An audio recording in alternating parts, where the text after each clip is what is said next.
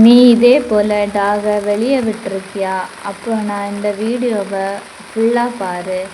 இந்த மாதிரி உள்ள டாக்ஸை எல்லாம் வெளியே விடுறனால என்ன ஆகுதுன்னா வாகனத்தில் சிக்கி அடிபடுது. நிறைய பேர் டாகை வளர்க்குறேன் பேரில் வாங்கி கஷ்டப்படுத்துவாங்க.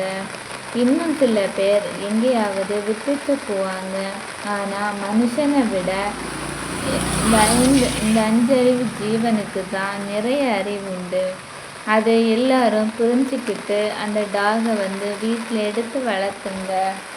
அதை நீ கஷ்டப்படுத்தினா மட்டும்தான் அது உன்னை கஷ்டப்படுத்தும். இல்லைன்னா அது யாரையும் கஷ்டப்படுத்தாது. நீ மனுஷனை நம்புறதை விட டாகை நம்பலாம். ஸோ யாருமே இனிமே இந்த மாதிரி வெளியே விடாதீங்க.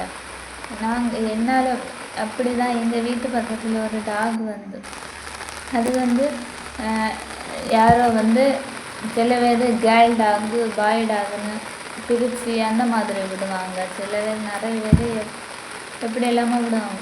அதனால விடாதீங்க, சரியா? என்னால் முடிஞ்சது நான் இன்னைக்கு ஒரு சின்ன வீடு மாதிரி அதுக்கு கட்டி கொடுத்தேன். ஏன்னா அது இல்லைன்னா மழையில் அது இந்த மழை டைமில் எல்லாம் அது குளிரில் இது பண்ணும். ஸோ யாருமே இந்த மாதிரி உங்களுக்கு வளர்க்க முடியலைன்னா வளர்க்காதீங்க. அதை வாங்கி அதை கஷ்டப்படுத்தாதீங்க, ஓகேவா? இந்த வீடியோ பிடிச்சிருந்தால் லைக் பண்ணுங்கள், ஷேர் பண்ணுங்கள், சப்ஸ்கிரைப் பண்ணுங்கள். தேங்க்யூ ஃபார் வாட்சிங். இதை நான் எனக்கு லைக்குக்காகவும் ஷேருக்காகவும் பண்ணல. இது ஒரு இன்ஃபர்மேஷனை யாருமே அதை தப்பு பண்ண மாட்டாங்க நம்பி தான் இதை போடுறேன், ஓகேவா? தேங்க்யூ ஃபார் வாட்சிங்.